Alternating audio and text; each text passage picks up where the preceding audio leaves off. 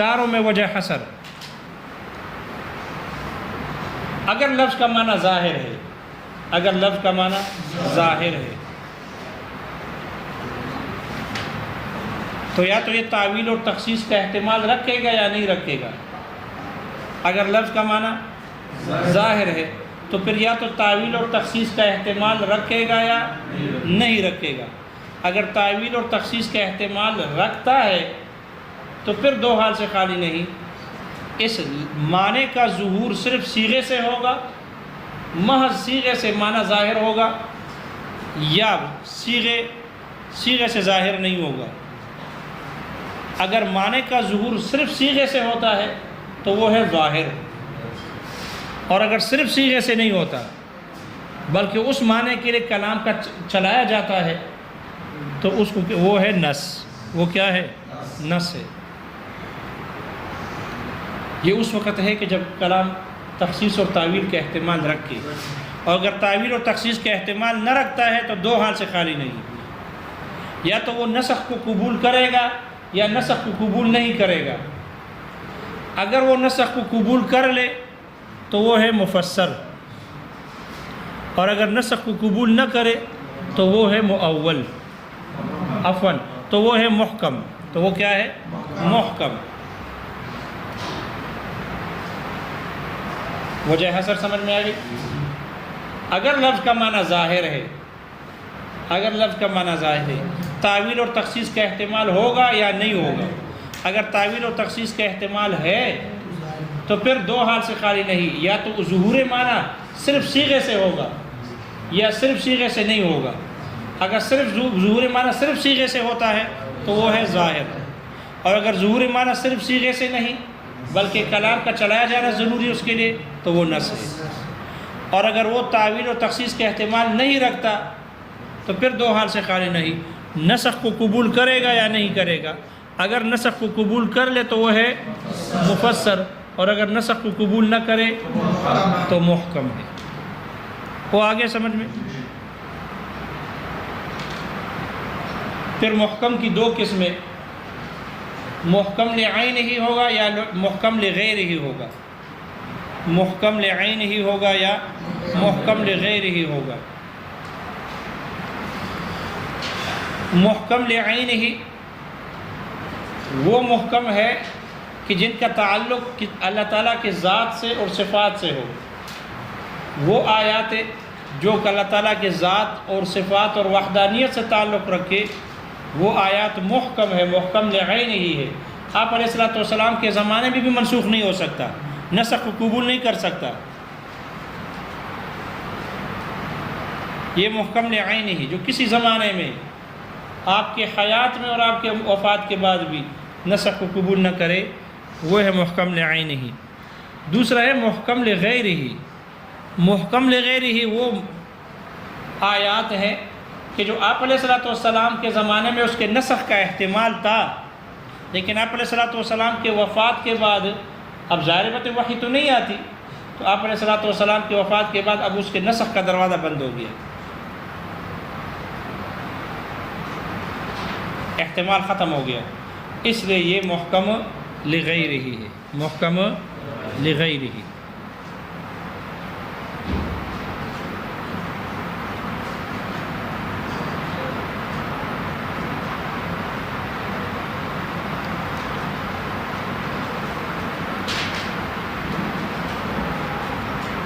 چار قسمیں بیان ہو گئی.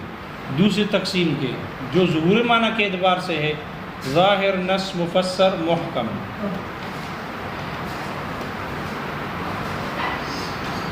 ان چاروں قسموں میں تباین ہے یا نہیں؟ کیونکہ ایک ہی تقسیم کے چار اقسام آ گئے تو یہ چاروں آپس میں کیا بن گئے؟ قسیم ہو گئے ایک دوسرے کے لیے، اور ایک قسیم کا دوسرے قسیم کے ساتھ تباین کا ہونا ضروری ہے. لیکن آیا یہاں اس تقسیم ثانی کے اقسام کے آپس میں تباین ہے یا نہیں؟ ان میں متقدمین اصولیین اور متاخرین کے درمیان اختلاف. متاخرین کہتے ہیں کہ ان میں تباین ضروری ہے، ان میں تباین ضروری ہے، لہذا ان میں تباین ہے. اس لیے وہ کہتے ہیں ظاہر اور نص نص اور مفسر اور محکم کے درمیان تباین ہے. کون سی نسبت ہے؟ تباین کی ہے. ظاہر کے لیے کلام کا نہ چلایا جانا شرط ہے. ظاہر کے لیے کلام کا نہ چلایا جانا شرط، اور نص کے لیے کلام کا چلایا جانا شرط ہے. تو کلام کا نہ چلانا اور کلام کا چلایا جانا، ان میں کیا ہو گیا؟ تباین ہے. نص میں اور مفسر میں تباین ہے، اس لیے کہ نص کے لیے اس میں تعویل اور تخصیص کا احتمال کا ہونا ضروری، اور مفسر کے لیے تعویل اور تخصیص کا احتمال نہ ہونا ضروری. تو تباین ہو گیا. مفسر میں اور محکم میں تباین ہے، اس لیے کہ مفسر کے لیے نسخ کا قبول کرنا ضروری آپ علیہ الصلوۃ والسلام کے زمانے میں، اور محکم کے لیے نسخ کا قبول نہ کرنا ضروری. تو تباین آ گیا. کیا ہو گیا؟ ان میں تباین ہے. اس لیے متاخرین کہتے ہیں ان چاروں اقسام میں آپس میں تباین ہے.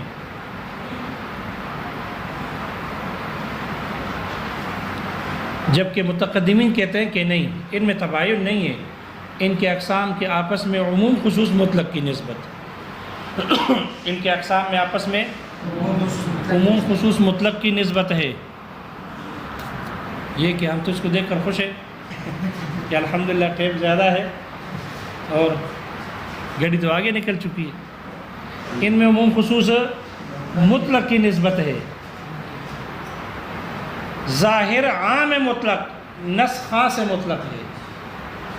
ظاہر میں کلام کا چلایا جانا نہ چلایا جانا عام ہے، جبکہ نص کے لیے کلام کا چلایا جانا ضروری. تو جس کے لیے نص کے لیے کلام چلایا جانا ضروری ہے انسان کی طرح خاص ہے، اور ظاہر عام ہے، چاہے اس کے لیے کلام چلایا جائے یا نہ چلایا جائے، یہ عام ہے. اور ہر خاص عام کے تحت داخل ہے. ہر خاص عام کے تحت داخل ہے. ہر انسان حیوان ہے، لہذا ہر خاص عام کے تحت داخل ہے. اس لیے نص ظاہر کے تحت داخل ہے.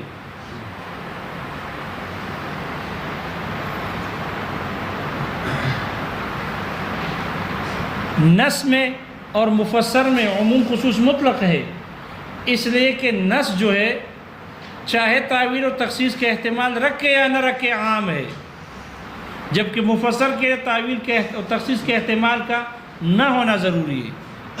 نہ ہونا ضروری ہے. تو نص عام ہو گیا اور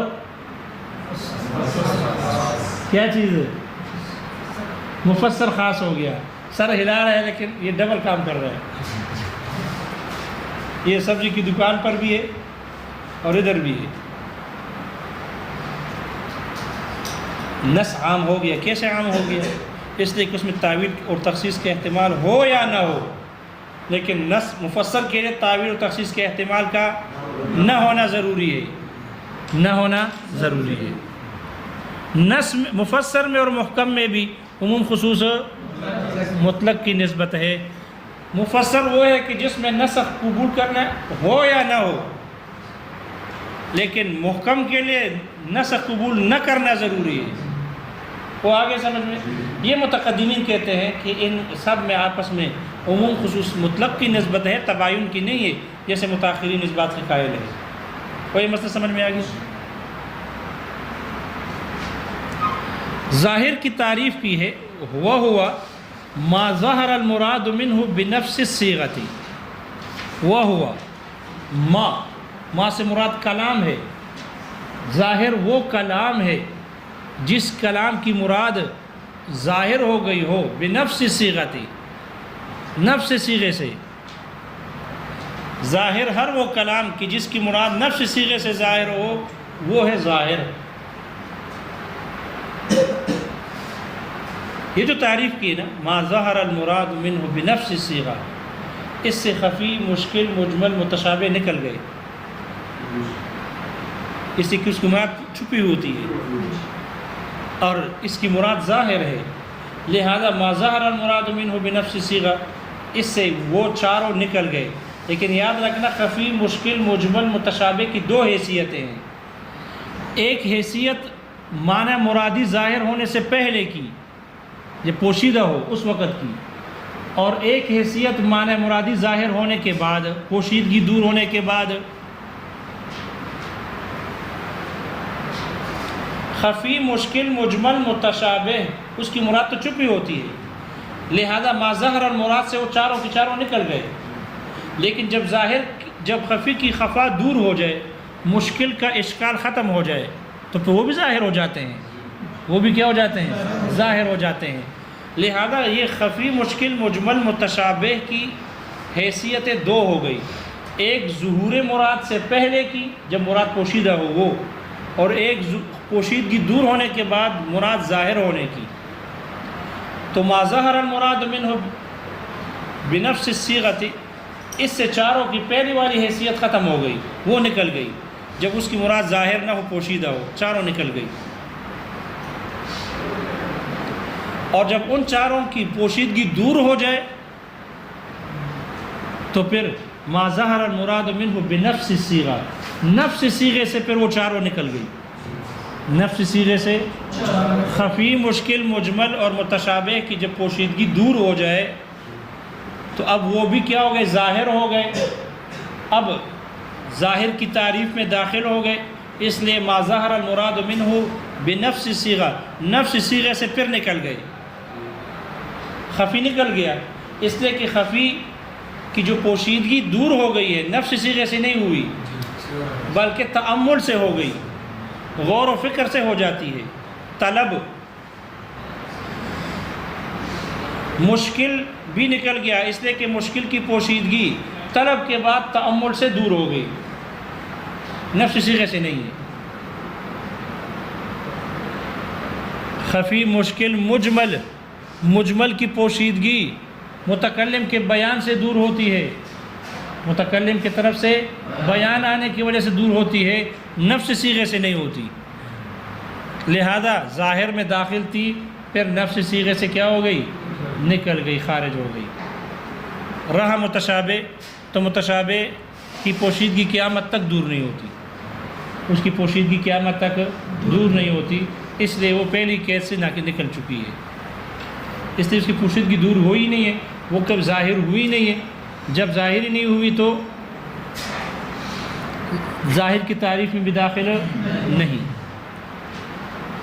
یہ جو بنفس صیغہ ہے، نفس صیغہ، اس نفس صیغے سے ظاہر کی جو باقی تین اقسام، قسیمیں ہیں، وہ بھی نکل گئی. نص، مفسر، محکم، یہ تینوں بھی نکل گئی نفس صیغے سے.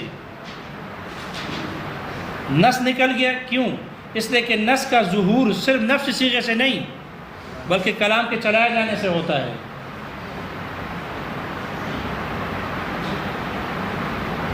مفسر اور محکم بھی نکل گیا، اس لیے کہ مفسر و محکم کا ظہور بھی نفس صیغے سے نہیں بلکہ وہ بھی کلام کا چلایا جانا. وہ کلام کے اندر کچھ ایسے عقلی اور نقلی دلائل ہوتے ہیں، قرائن اور دلائل ہوتے ہیں، جن کی بنیاد پر وہ مفسر اس ظاہر کی تعریف سے نکل جاتے ہیں. کلام کے اندر کچھ عقلی اور نقلی دلائل ہوتے ہیں. مثال کے طور پر مفسر کے لیے کلام کا نسخ کا قبول نہ کرنا ضروری ہے، نسخ، تعویل و تخصیص کا قبول نہ کرنا ضروری، اور محکم کے لیے نسخ کا قبول نہ کرنا ضروری ہے. تو کلام میں کچھ ایسے دلائل موجود ہوتے ہیں جن کی بنیاد پر، عقلی اور نقلی دلائل موجود ہوتے ہیں جن کی بنیاد پر اس کا معنی ظاہر ہو جاتا ہے. اس کا معنی کیا ہو جاتا ہے؟ کیونکہ وہ مفسر ہے تو تعویل اور تخصیص کا احتمال نہیں رکھتا، اور اگر وہ محکم ہے تو وہ نسخ کا احتمال نہیں رکھتا. ان دلائل اور قرائن کی بنیاد پر مفسر اور محکم کا معنی ظاہر ہوتا ہے، نفس صیغے سے نہیں ہے. اور کچھ سمجھ میں آ گیا؟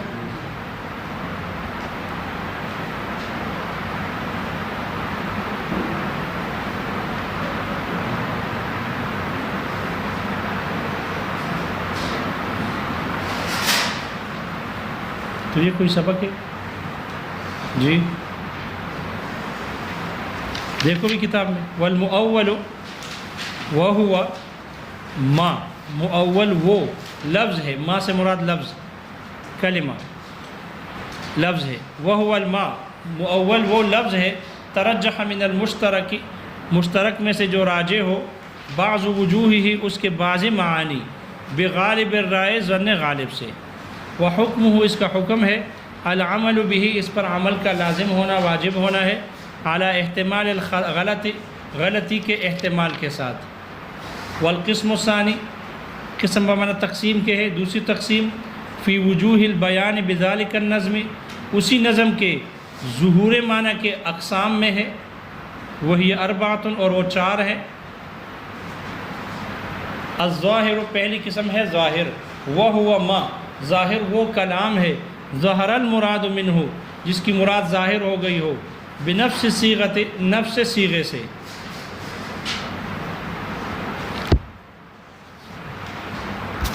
کیا کرے جتنا زور لگائے